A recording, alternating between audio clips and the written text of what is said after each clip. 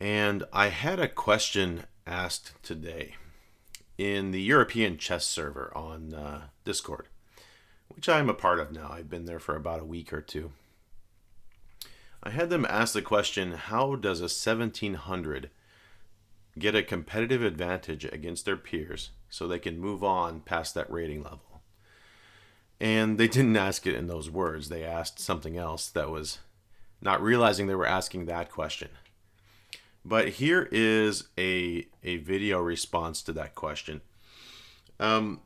Because it is a difficult thing to do, right? When you realize that you can't seem to beat your peers more than 50% and you're stuck.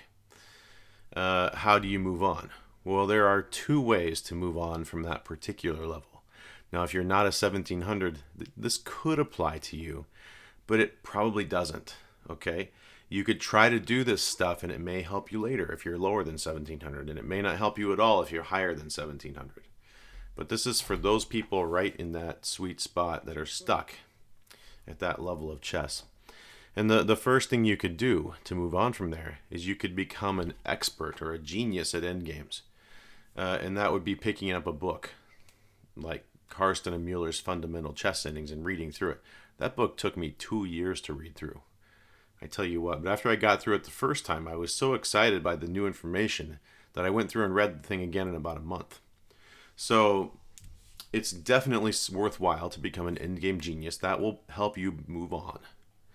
The other thing that you can do is you can change how you get your information. And the way that you're getting your information now is through opening books, Chessable courses, right? You're getting your information from other people's work. And that is where you're losing your competitive advantage. In order to really progress and to have something that your peers do not, you need to do that work yourself from 1700 on. This is where the hard work in chess starts, right? So far it's been easy. You could stand on other people's shoulders. Now you got to get out and do your own. So I'm going to show you how to do that briefly here on lichess.org, just using one of their studies. And I will link to this study in the description of this video so that you can come and look at my ideas, because I did write down some things about using databases and whatnot. You can see that over on the left here.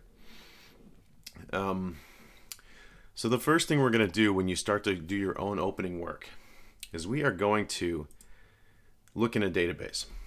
And on Lichess, at the bottom of the screen here, just off your screen, there's a little book icon. And if you click on that, it will give you this list of things. And it's kind of a little bit of a mess. Hopefully, if you're 1700, you know how to read this. But just in case you don't, briefly, right? This is the move. You can see the arrow on the board playing when I hover over it.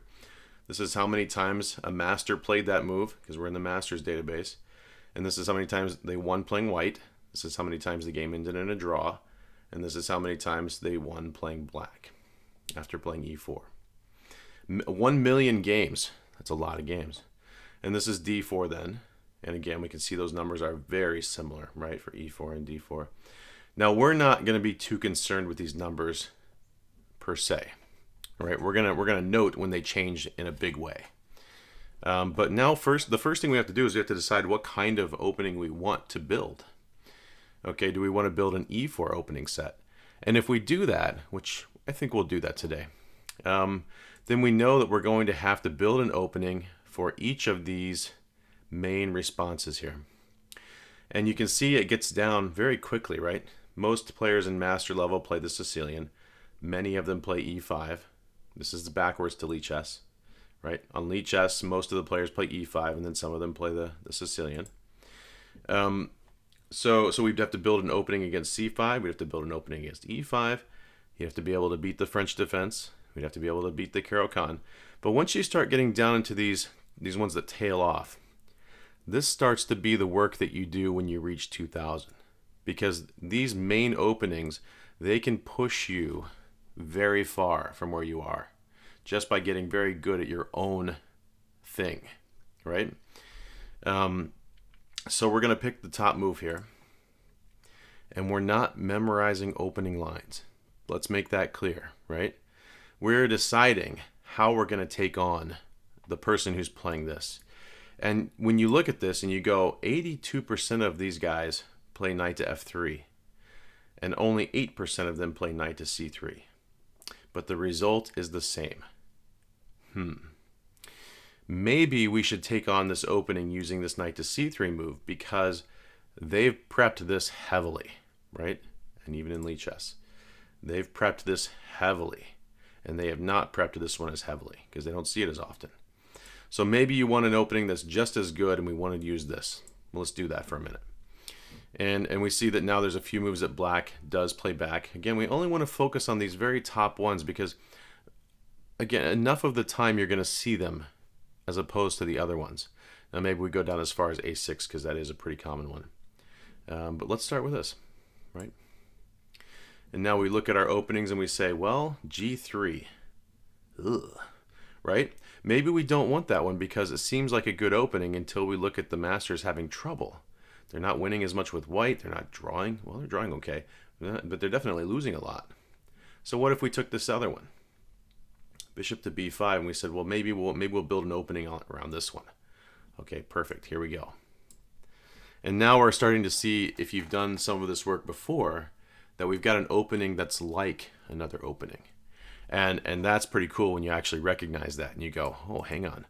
If we go back to this one and we play the other way, playing bishop to b5 is actually very common, and it's called a Rossolimo. It's actually got a name. So now if you were to go and buy a chessable course on the Rossolimo, you could memorize all of the moves of the Rossolimo. Now, I don't suggest you do that. As a matter of fact, I hate that idea because that's somebody else's work. But if we come back to our idea here, where we wanted to play knight to c3, and then bishop to b5, this is going to feel very similar to that, except we don't have a knight here. So he's going to plunk his knight down there most of the time. Now, again, we see this. We see g6. We see e6. We just want to have a way to handle all these things, and we see white doing very well in a lot of these places. And so we're starting to get a feel for this Sicilian thing, what people are prepared for, what they're not, right? And we go, well, let's go knight to d4 for black, because it seems like his best bet. Even though when I play this, because I do play this sometimes, I get these other moves almost every time. I almost never see that. So, and I bet that's because, well, it's much more even, isn't it? There's 22% of the games are knight d4 in the amateurs, and then there's a lot more even distribution. Okay, and so we see this and we go, okay, are we going to let him take our bishop? That's the big question that we're asking here. And we make a choice, right? And now I'm going to delete this line that we're not going to use. As we get deeper and deeper into this, we realize that we've skipped many branches of this opening, and we're trying to understand why it is how it is as we go too. Well, if he trades this for the bishop, our knight's going to end up here. Maybe that's not the best place for the knight, because his next move is probably going to be to attack this guy, and we're going to want to come back. So we're thinking about how do we maximize and also optimize things as we go. Well, bishops may be also more useful than knights if we don't know what the position is going to look like later. Maybe it's going to be a closed game, but I kind of doubt it. Right? So let's play this one. Now again, there were lots of ideas. We could let him have it. Right? If you really wanted to play something a little bit different. This bishop to a4 move, I'm not a huge fan, because when I play this way, I think their very next move is very obvious, right, to them, because they're thinking, I'm going to trap this bishop. Here we come, right? And so we don't necessarily want that to happen. When we come here, it's less obvious. Now, here is where it starts to get crazy, because we've just picked a few moves. We've gotten to maybe move 4, and we're getting into the zone where we are no longer experts in this game. We've never seen this before. This is brand new.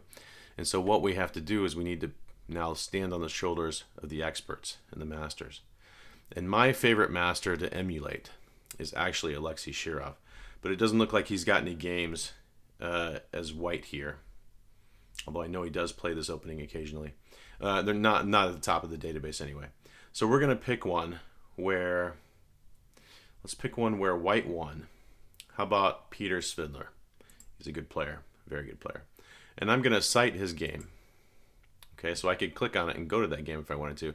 But since we're in a video, I'm going to go ahead and insert the moves as well. And now I can see his game and how it went. Now I'm just going to buzz through that game. and just see those moves.